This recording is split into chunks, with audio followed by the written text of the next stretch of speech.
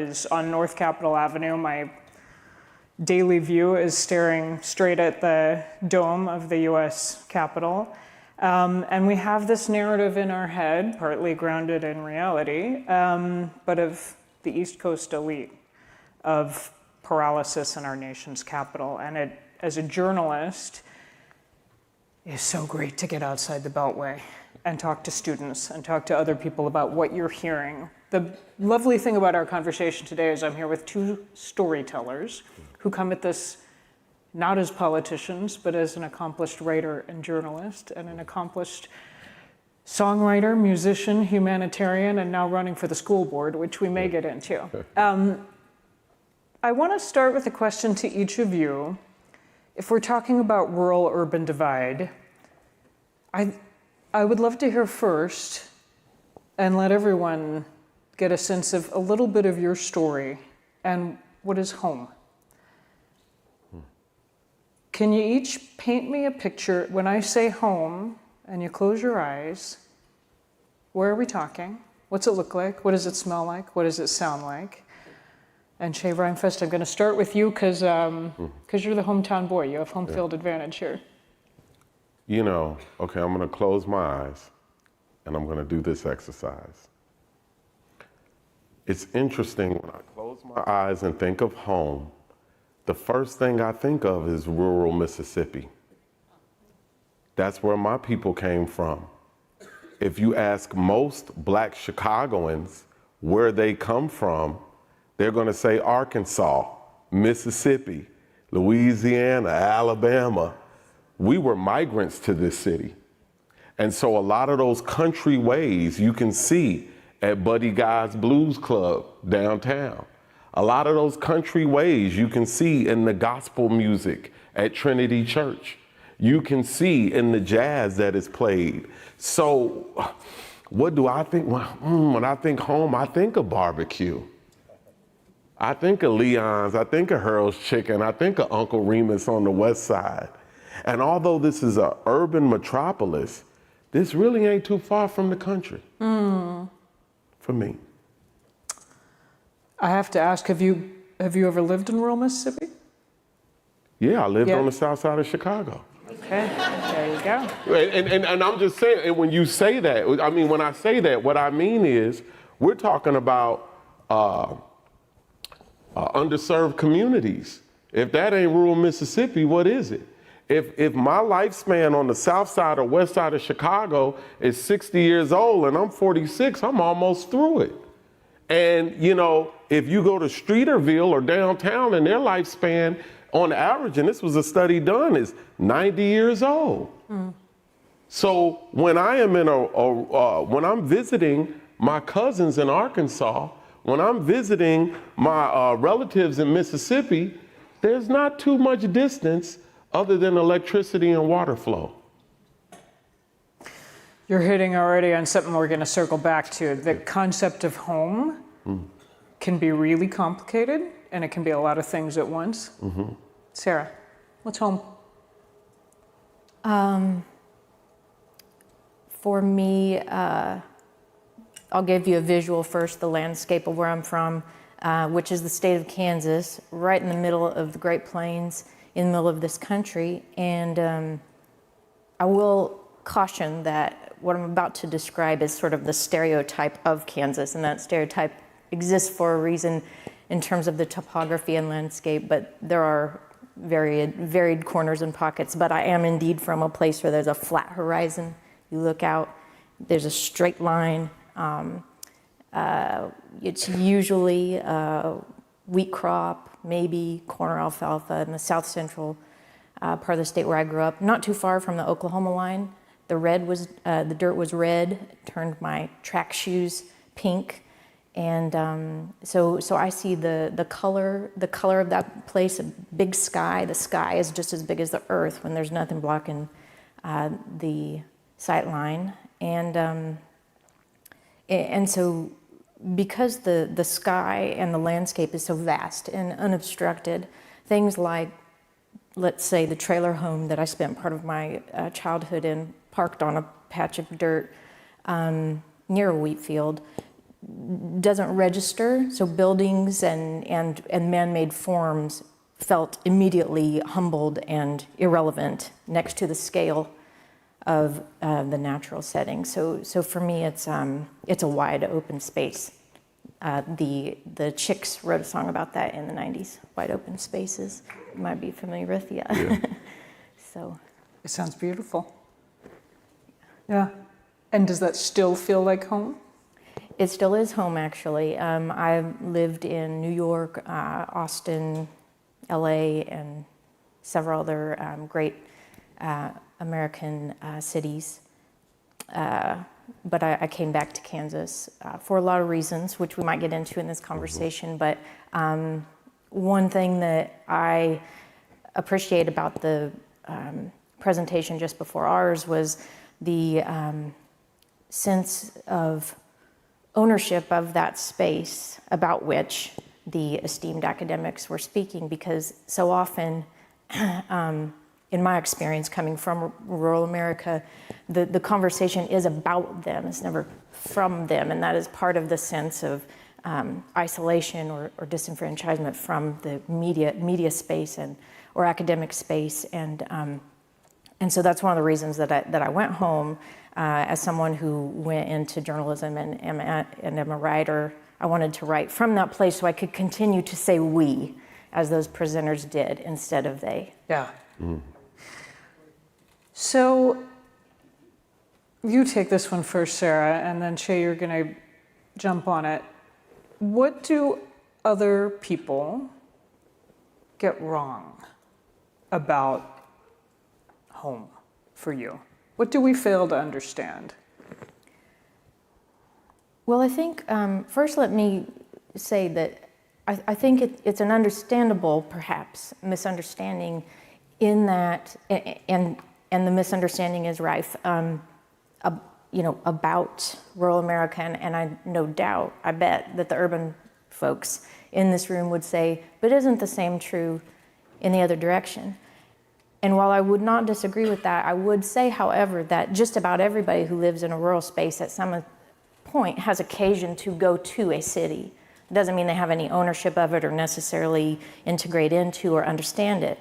But much less often is it the case that one who lives an urban life has occasion to go to a rural space for, the stuff of daily life. Perhaps it's a vacation or a national park or something. But and so I say that because then if you only have the sort of traffic flow going in one direction, then the folks who are in urban centers only come to know and relate to that rural space by way of the images they're given through culture and media.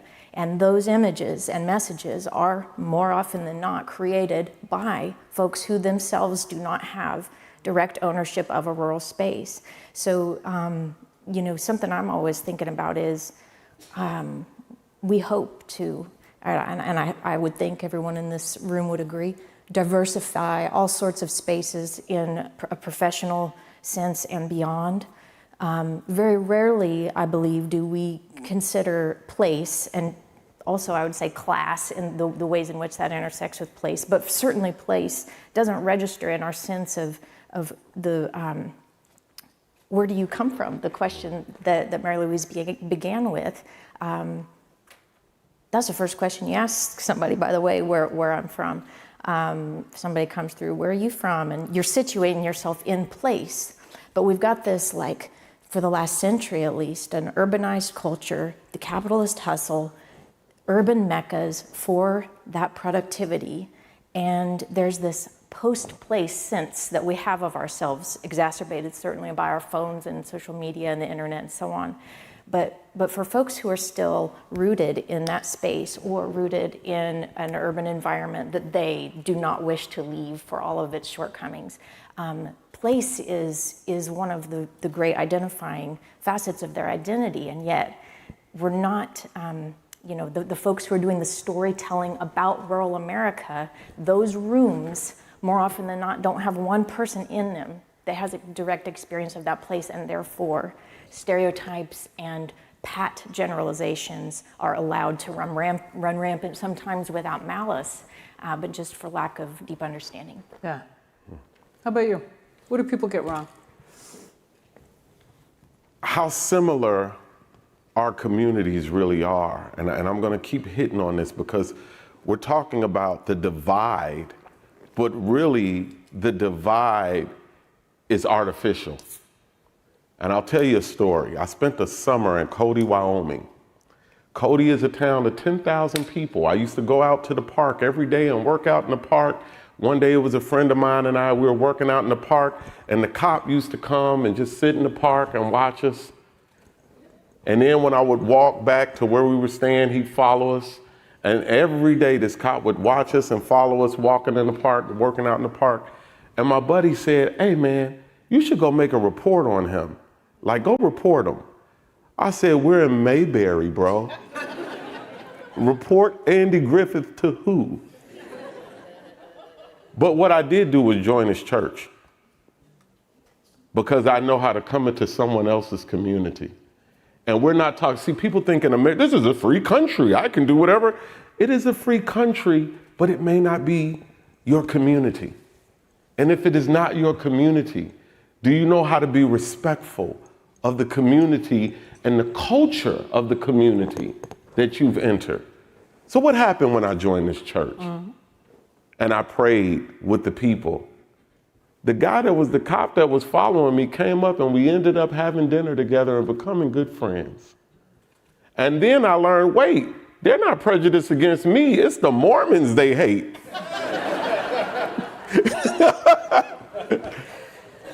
And so what does that tell me about Chicago? It's not gentrification that we're upset about. It's how people come into a community.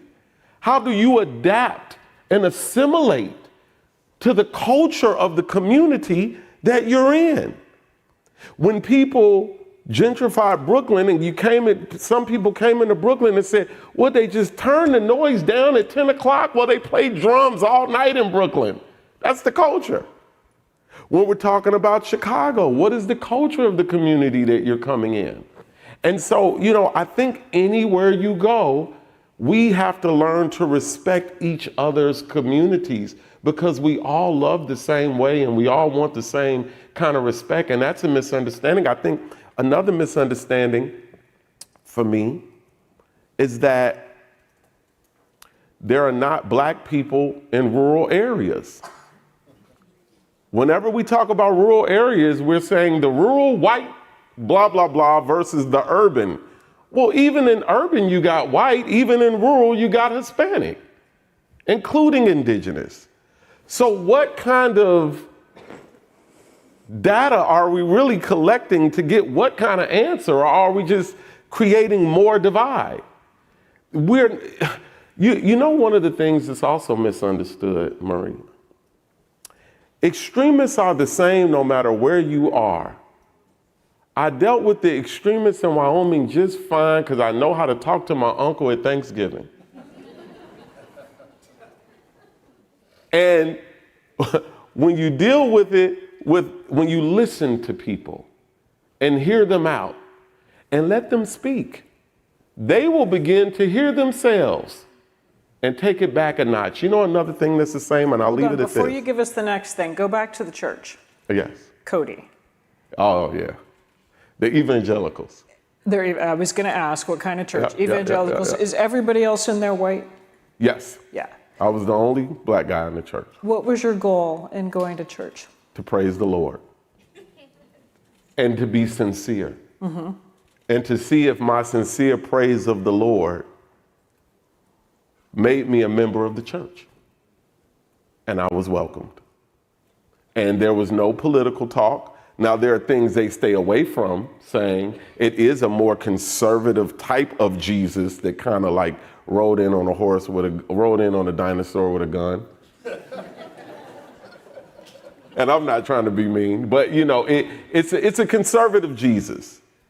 It's not a Jesus where they openly, in my experience, this is just one experience in one church.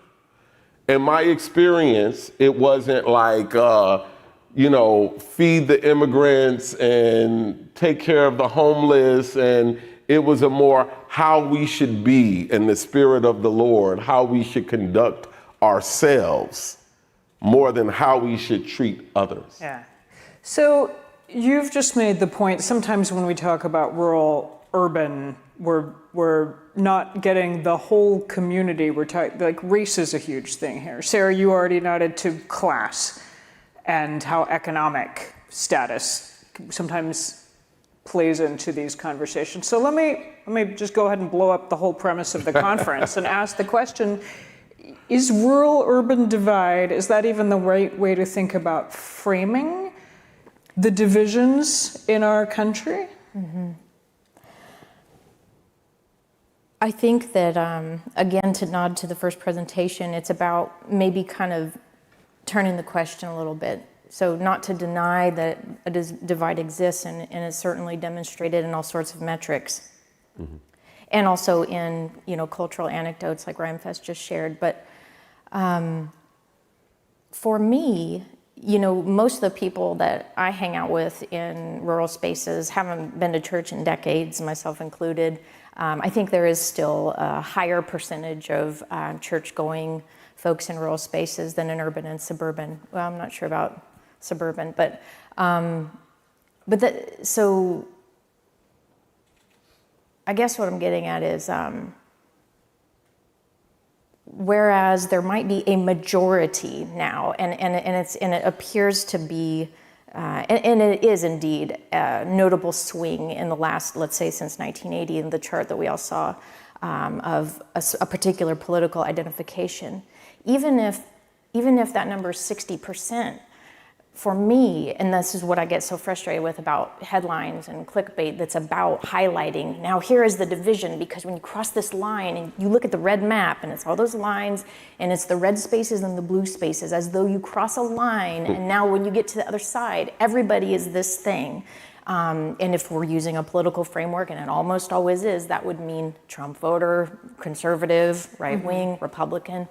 But even if that's 60%, 40% ain't nothing. It ain't even close to nothing. Do you know what I mean? And there's nobody talking about the large minorities, by which I mean political minorities, on either side of those lines. So, most of the money and power and influence that has rocketed that particular political movement into power, no doubt came from urban spaces, rich white people who went to Ivy League institutions.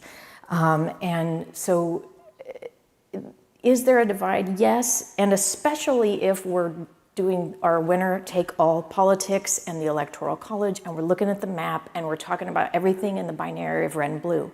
You all have probably seen the map where if you make it a gradient of purple, things become more accurate and more complicated, and harder to talk about in quick segments and news bites, and harder to incite outrage in social media's algorithms. So I do think we can do both. We can examine the ways in which polarization is real and it's happening and get to the root of why, because it's no doubt corroding our democracy. And simultaneously, and part of solving that problem, because it is indeed a problem, is to go right at a different question, which is, perhaps how are we all the same? And certainly that's something worth examining and asking. But also I would say, how are each of those spaces unto themselves much more diverse and less homogeneous than we would claim if we're only using the red-blue binary? I'll make one more reference to the panel that just preceded us, which was, y'all seem optimistic. Really optimistic that the divisions are smaller than they can often seem. Are you too? I would agree, still to my point that we're much more similar, but to Sarah's point, until we start talking politics. What I noticed in Montana, Wyoming, the different places I go, we're all good until one of my buddies said, so what's really going on in Chicago? And his spirit changed because he was expecting me to talk about the murders, and the murder rate to prove something to him about what he thought about Chicago. And I wouldn't justify that, but what I do see, and I wanted to come back to, your father worked at the chemical plant, and it was a sort of sense of pride when he got sick from the chemical plant. That means you were a hard worker, you really did your time, you got your bona fides if something happened to you. Same thing with my father, my father with the steel mill in Gary, Indiana. Same thing. But when you start talking politics, now you're talking race. Now you're talking culture. Now people change in terms of the positions they take and forget about the positions that they don't even agree with their own party just to do duel. And so what I've been learning to do to heal that divide is to amplify the things that bond us. And that's why when I say I think the divide is artificial, politics is artificial. It's based on power. It's based on how much do I have versus how much they have. And it naturally, in the environment that we're in today, politics naturally is the divide. So I don't know if the divide is really urban-rural, or if the divide is, the bulk of the divide is cultural political. Mm-hmm. Yeah. You can clap, it's fine. You're free. Could I say something really quick about that? Totally concur on every point. I did want to further tease out, though, this idea of the perhaps surprising diversity within each of these spaces. We're talking about rural and urban, and that, it might be racial. People don't know there are parts of Western Kansas that are majority brown, immigrants working in meatpacking plants, and as you pointed out, white folks live in urban centers, and so we can complicate the race piece in terms of diversity, but also political. And again, to go back to, if 40% of county votes Democrat, or maybe they identify as independent, but they don't vote for Republicans. Their voice. My dad, who was poisoned and almost died hauling chemicals for $1 billion corporation, considers himself a democratic socialist. He's a hard hat wearing white construction worker in his late 60s who can't retire because he doesn't have the money to do so, in the state of Kansas. So if you looked at him, you would immediately make assumptions about his politics. And while that might be a safe bet if you're putting money on it, what is this dude's politics? Because you know that the majority, 60, maybe even 65 and above % in a given space, you're going to be on the money if you pin him as a Trump voter. But yet, if it's like 1 in 3 or 2 in 5 people disrupt that notion, it's a dangerous flattening of any group of people to make an assumption based on place, based on class, race, and so on. And I think that we have agreed upon that as a society for a long time, but it's in this one place, to concur with Rhymefest, where now when we're talking about politics, we're suddenly okay with easily reducing people just in the last few decades and making these sweeping assumptions that I think are quite corrosive. So where do you land on the do you feel optimistic question?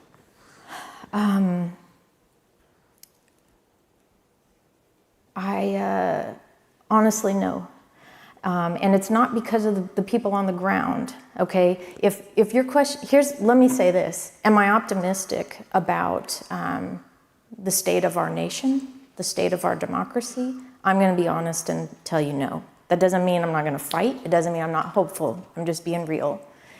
If you ask me, are you optimistic about the fiber of the human beings who walk on the earth in this country, and that includes in Chicago, Illinois, and in rural Kansas, then I would not hesitate to say yes. They're everywhere I go, and as Rhymefest has said, we're all the same. Most people are good. I'll add to it. And that holds true, and it hasn't waned since 1980, which happens to be the year I was born. And I hope that where we go as a country ultimately will reflect that, but where I see the danger and the concern, and where someone might rightfully feel less than optimistic, is the distance that we have allowed to occur between the fabric of what we are on the ground and what's going on in the annals of power. That is a severe disconnect, an alienation and marginalization, and frankly, just I guess what I'm saying is our representative democracy doesn't feel representative to me. Maybe that's because I happen to be a political minority in my state, yeah. Yeah. So let's get specific about trying to talk across the divide. And maybe that's not the right metaphor. I'll think about that as we go, but trying to talk to people who come at the world, see the world, come from a place fundamentally different from where we did. Again, I want to hear from both of you on this, but what does that mean when you say, I know how to talk to extremists because I talked to my uncle at the Thanksgiving table? What does that actually look like? It looks like grace. And in America right now, if we could example more grace, more patience. Again, I have a friend who owns a ranch in Wyoming, and they say things to me all the time where I have to exhibit grace. And does that mean biting your tongue if we're being specific? Just let it wash over you? That means not being offended at what they don't understand, and not taking personal what they don't know because they never have been here, but opening up a road for them to come. So I've been inviting my friends from Wyoming to Chicago. And some of them have actually come and stayed with me for a week after saying, I would never go to Chicago. And when they see something different, now it allows us to have a bigger conversation. When they see people who feel the same way about immigrants on the South Side as they feel in Wyoming, it allows me to say you both are wrong.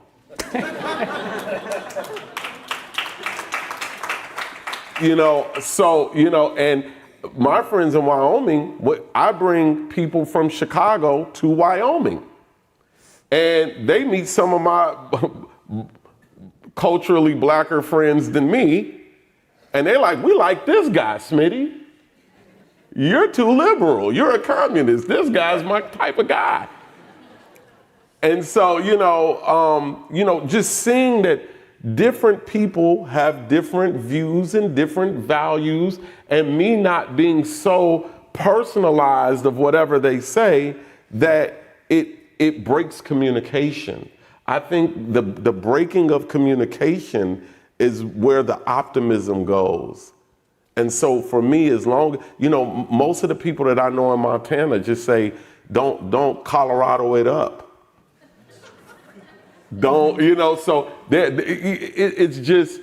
it's cultural, and being able to communicate across cultural boundaries, not biting your tongue, but just having enough grace to not take it personally. How about you, Sarah? Because it's hard, I think. How do I personally Talk navigate across the divide and try to find common ground? Right, yeah. This is going to sound like a cliche, but it is part of my training as a journalist, and I think it's a good life skill for anyone navigating this particular issue, is I try to do a lot of listening, lead with listening, and often, if I'm trying to find a point of connection, that's usually not hard if you're looking another human being in the eye.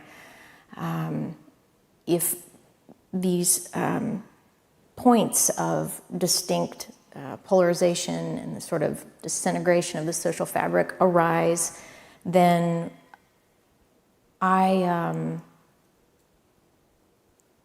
always go back to this point. It sounds like we must be getting different information. It sounds like we must have different information sources, because I hear that, and this is true more often than not. Now, I would say there are exceptions.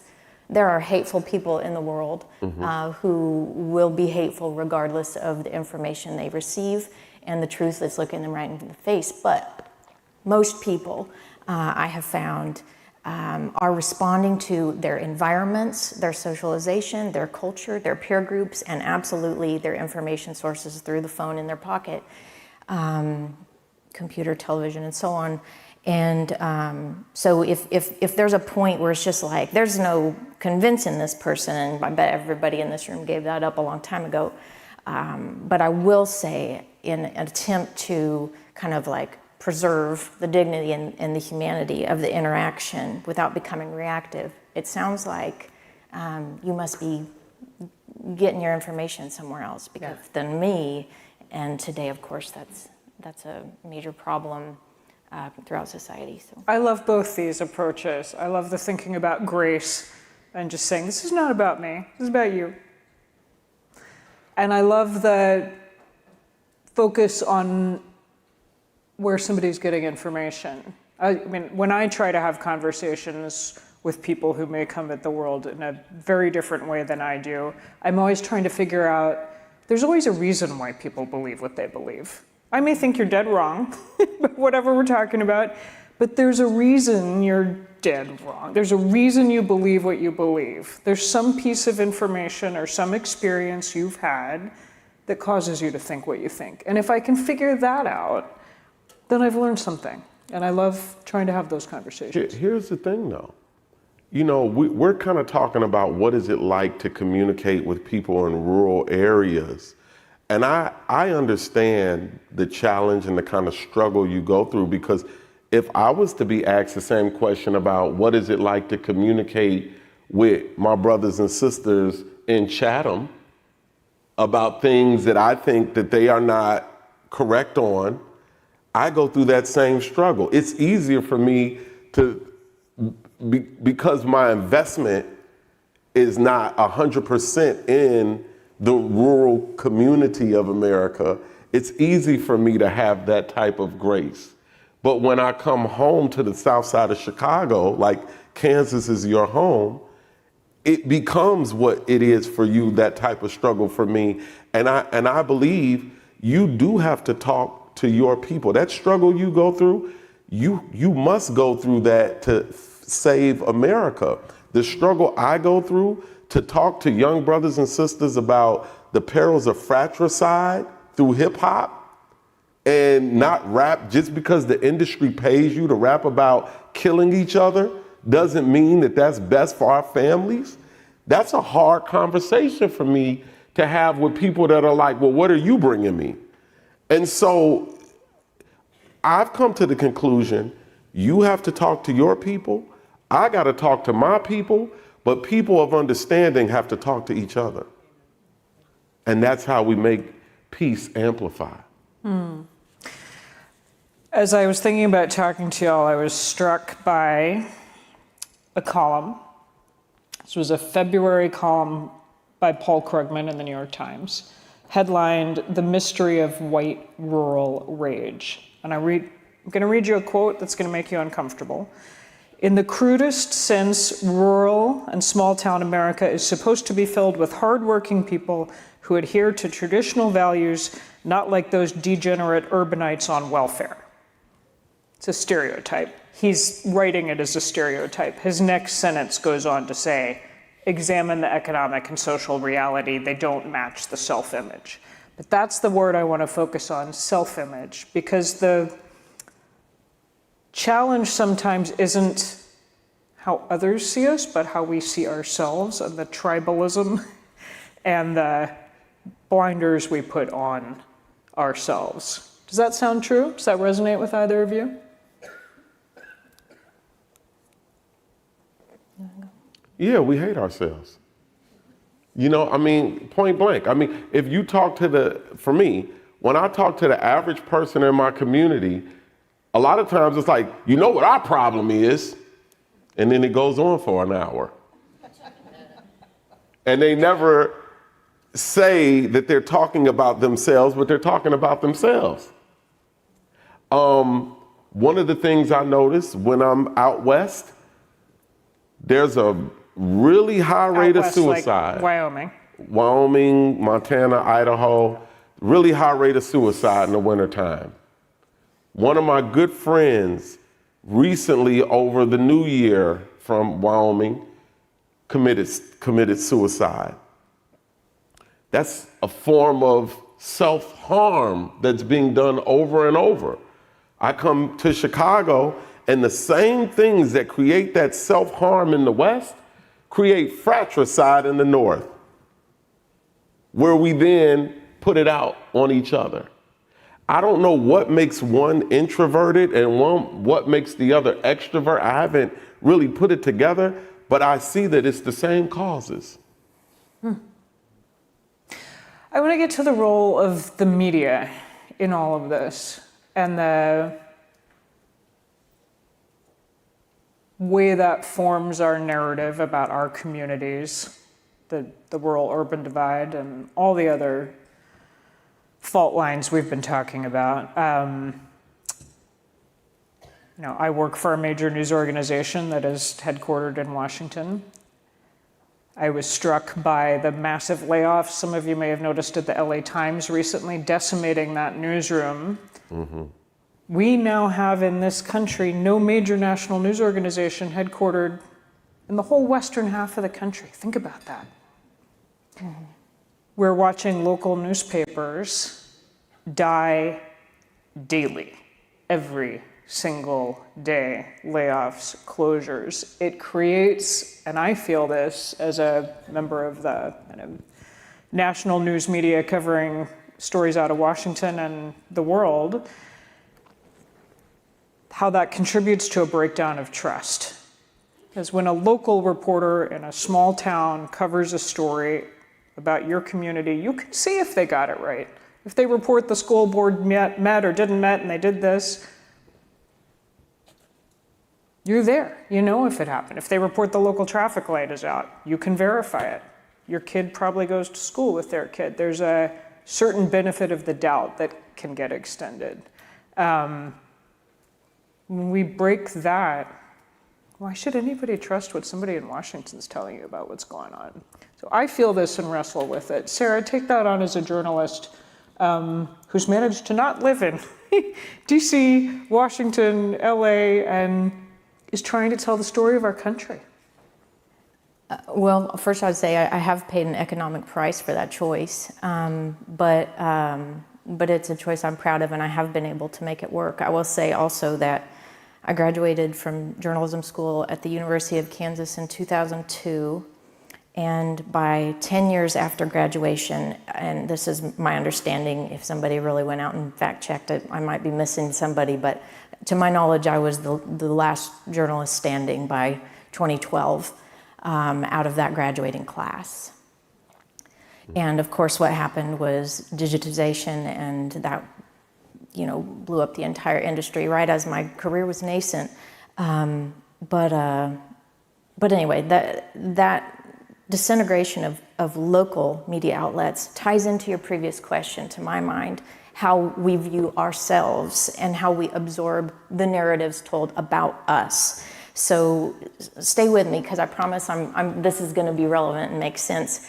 When I was a kid, it would have been, very rarely did someone use this word because it was distasteful and mean, but if we had levied the term redneck about someone in our community, it would have been meant as an insult. And if someone had said that about us, we would have taken it as such. So fast forward 30 or 40 years, and you could go to Walmart in most spaces in this country and find rural adjacent spaces in this country and find a hat or a t-shirt that says proud redneck, and so what's going on there is a a claiming of a term that has been bandied now as a pejorative by folks outside of country spaces saying, look at those rednecks. And if you doubt that that's a thing, when I was a kid, those messages were already rife in culture. Well, shoot, that goes back centuries, actually. This is not a new problem. The idea of, or the stereotype about the backwards country buffoon with the buck teeth. And so when I was a kid, everybody had a VHS copy of, nobody where I was from had it, but the movie Deliverance was very popular. There's a notorious scene in that involving rape that has turned into a joke about country places that some of you may have heard. It involves the punchline, squeal like a pig.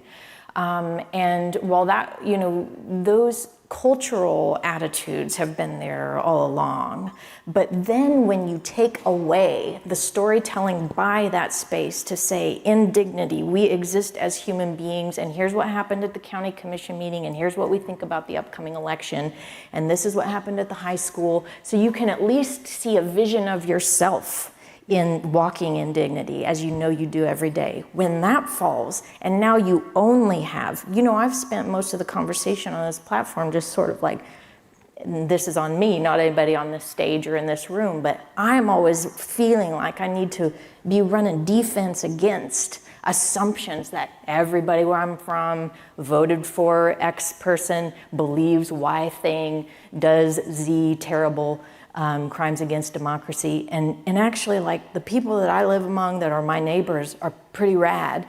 Most of them think the same as I do now.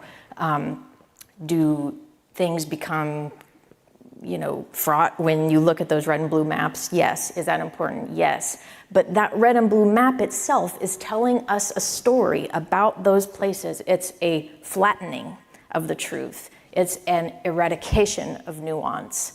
It is a reliance on a pat generalization that now is the only message that a lot of these rural places are getting about themselves. It's like not having a mirror, and it's like walking through the world, doing your best, and then you turn on the TV or you look at your phone, and what's being mirrored back to you is only the worst of your community. It is only the worst of your place. And I bet there are folks in this room from groups and places that resonate with that, even if they're not from white rural America. And that in itself can break your spirit, can cause you to hate yourself, can make you decide, you know what, I'm gonna put a bumper sticker on my truck that says proud redneck, even though when I was a kid, that word made me wince.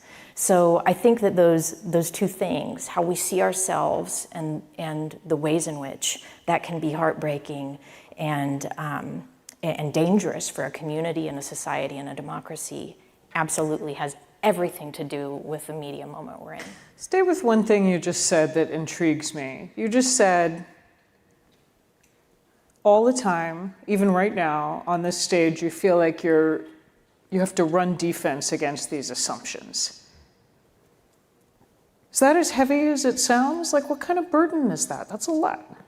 Yeah, it does feel pretty heavy, to be honest with you. Why is it your problem? Why is it your job? Yeah, well, because, I'm trying to think of one other journalist in my entire state who has a national platform. I'm trying to think of one other person in my, so it's like, and so that has to do with my profession, and I'm a member of the media in a sort of freelance capacity. But it's deeper than that. That goes back to those very practical decisions about, I decided to move back and be of the place as I'm telling its stories. But it's deeper than that. It goes to like the first time I went to New York, I won a contest that sent me to New York City when I was 16, and communications actually was the theme. And I just remember like, ooh, just it stung, the things that people would say to me when they say, where are you from? And I say Kansas, and they'd hear how my voice sounded. always a joke. The response was always a joke. And it was funny to them, but like, that's the thing about jokes when they leverage a sort of power. And in that sense, it was sort of a class power, but also to some extent we could, this is complicated, but there are ways in which different places have different types of power. And then I got an internship at 30 Rockefeller Plaza when I was 20 years old. I was 2 years off the wheat farm. And I spent that entire summer just smiling through really nasty, mean comments about where I came from. This very lovely couple let me stay with them. I never would have been able to afford to take the opportunity otherwise. And my dad would call on the landline. This was 2000, and when they would answer, and they were well-meaning, lovely people. They gave me a place to stay all summer so I could take this journalism internship. And every time they would just like crack up and hand me the phone and say, "Hey Sarah, your dad's on the phone." And that's the thing about those sorts of jokes and the way that they then put on what felt to me like a heavy burden, as you say, is that they show up in policy. They show up in movies called Deliverance. They show up in headlines that oversimplify very complicated matters. Those jokes are a reflection of, or an undercurrent of, or a culture from which springs all of these things that define the day-to-day stuff of life that people experience and the ways in which they suffer and have help through their suffering or not. So as long as it's cool to make a joke about anybody, as long as it's cool to make a generalization or embrace a cliche about anybody, we're doing damage to our own society. Mm-hmm. I want to make sure we save time for questions from the audience. We should have time for a couple. I would love to hear from students. There's 2 microphones. If you want to make your way toward one, we would love to hear from you. I have lots more questions, but let me see if we can get, people headed to the mics.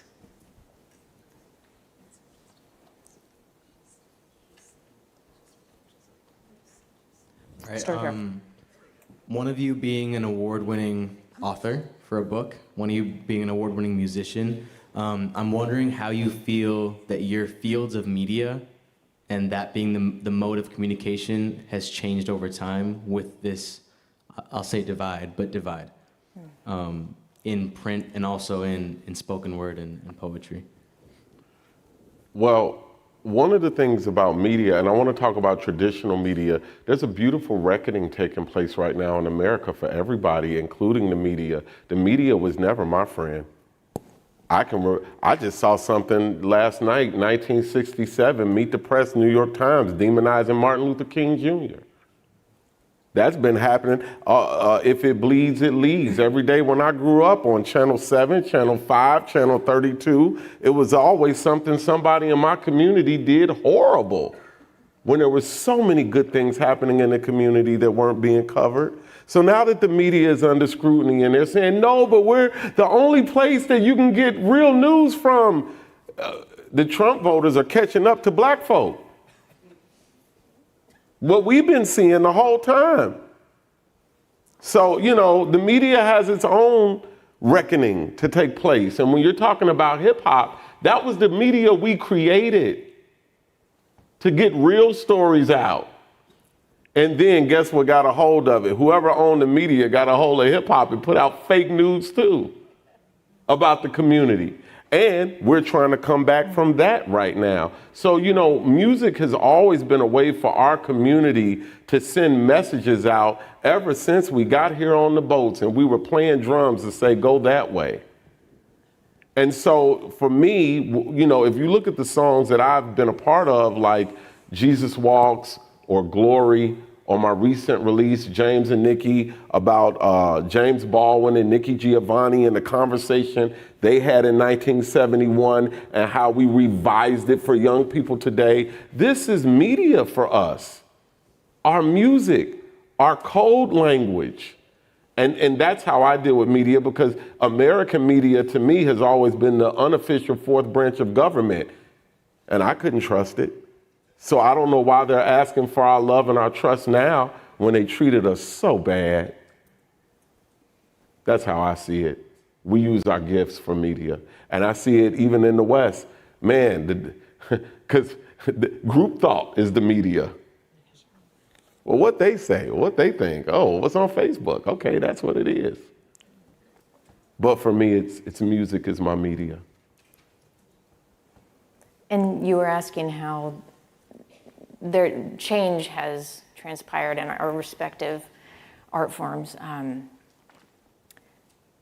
Well, my folks have always been storytellers, and I often tell people I have three degrees that involve writing, but most of what I know about how to speak and how to tell a story just came from hearing the people who, most of whom left school in like 9th or 10th grade, but they're just like brilliant verbally, naturally, and so that abides, and it always has. As far as like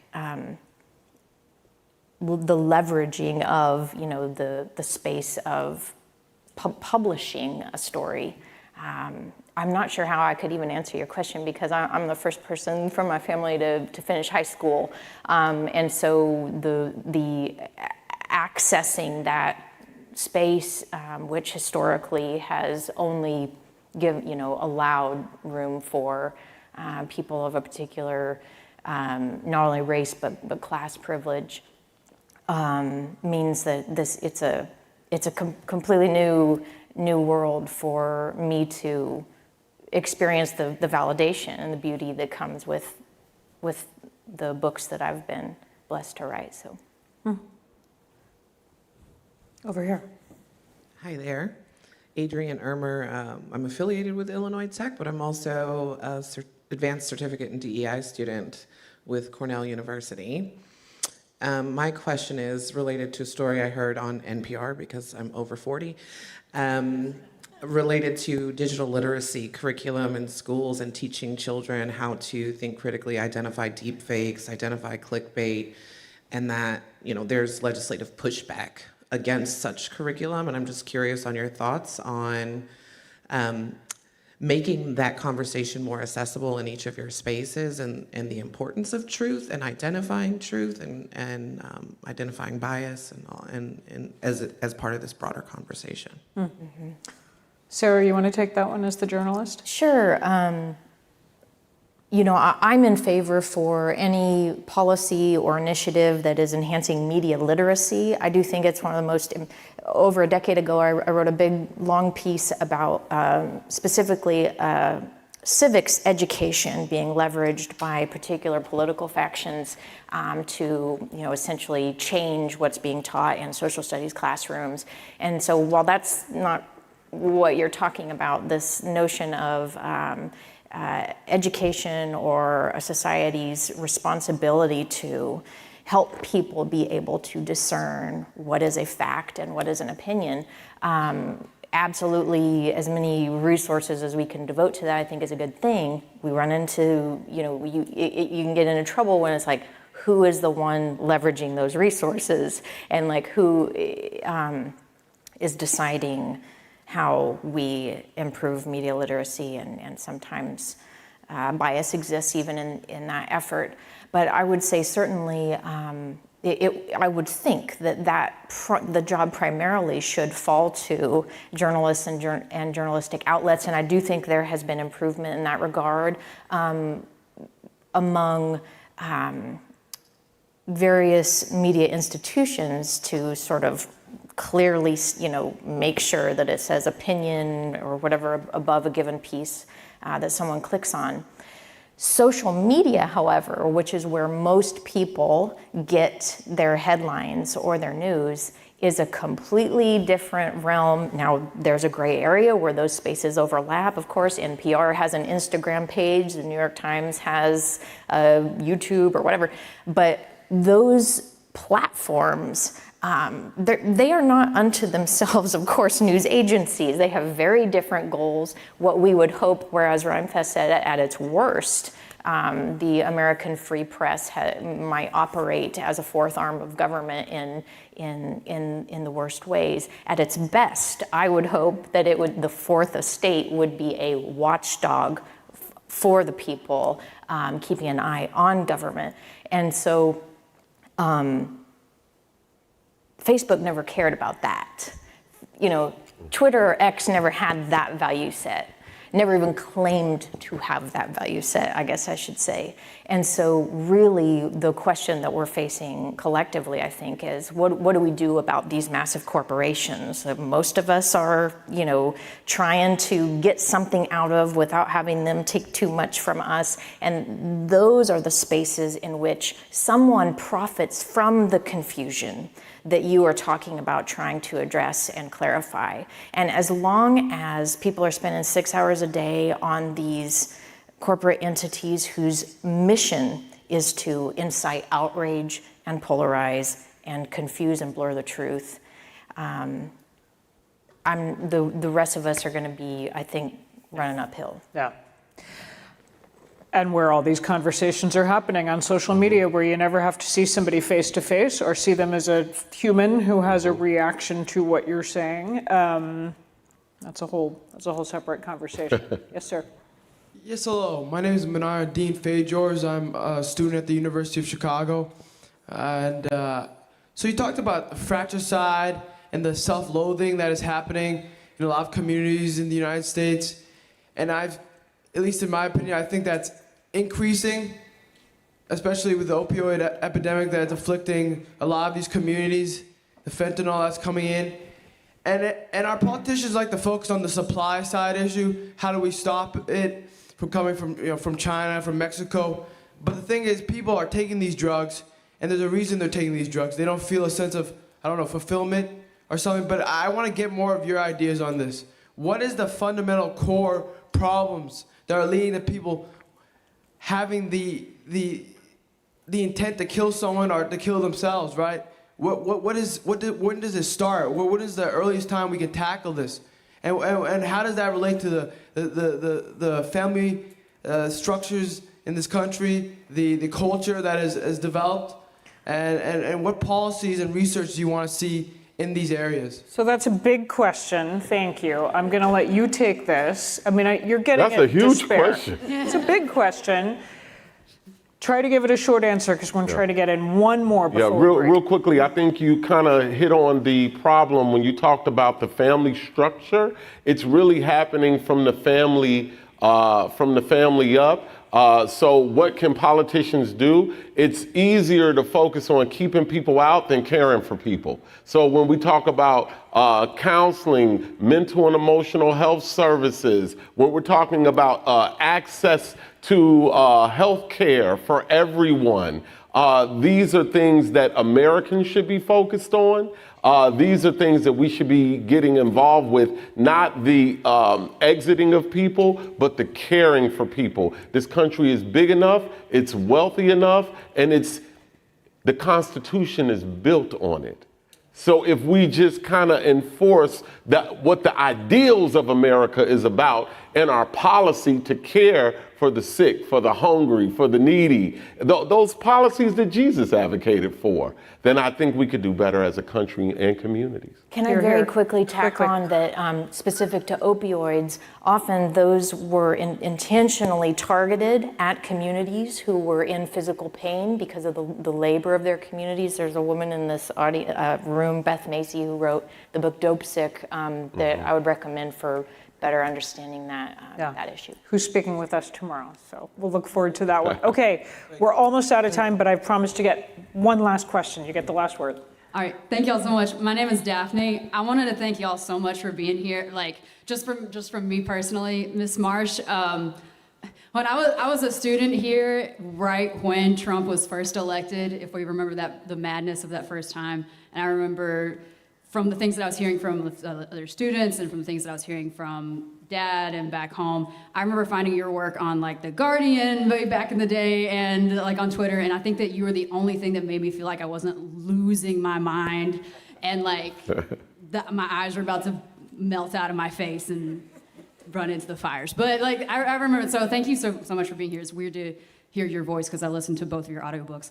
Rhymefest also is really cool because I used to organize with like the Trauma Center Coalition, and we always said, like, is Rhymefest gonna come in? Like, who's got Rhymefest number again? You know, thank y'all for coming for my personal party. For me. No, I wanted to ask, especially like Rhymefest, like I was really touched by the comparison that you made between, especially, I mean, it's typical, I guess that's the type in people's minds, but it's also supported by statistics like white male suicide in semi-rural areas. And you tie that directly to what you call fratricide in what you identify as your own communities. Do people in either the south side of Chicago or in Cody, Wyoming, like, do they accept that connection? I'm genuinely curious, like, how that goes over for you when you try to make that connection with other people, and whether or not they genuinely see, whether or not they're able to see their pain as Thank you. A young person from this community told me recently, this has changed. That's your generation where it was separate. Now we come out on all sides. We kill each other and ourselves. It could happen either way depending on the circumstance because we're all taking the same drugs now. Oh, wow. And so when he talks about opioids, that's something that the whole country has in common. Where it used to be crack cocaine versus powder cocaine, we're all on pills now, so violence can come out in any direction at any given time in any community, rural or urban. Well, that's quite a place to land. I love y'all. I want to bring us to a close by saying we covered a lot of ground. I feel like we kicked open a lot more doors than we managed to wrestle close, which is probably a really good place to leave the opening of this conference. Go all have a drink, go all listen to each other with grace, and with an open mind and trying to figure out where we're getting our information from and all of that. So I hope that we can all convene. I want to thank you, Sarah Smarsh, Che, Rhymefest. Thank you. We will see you in the morning.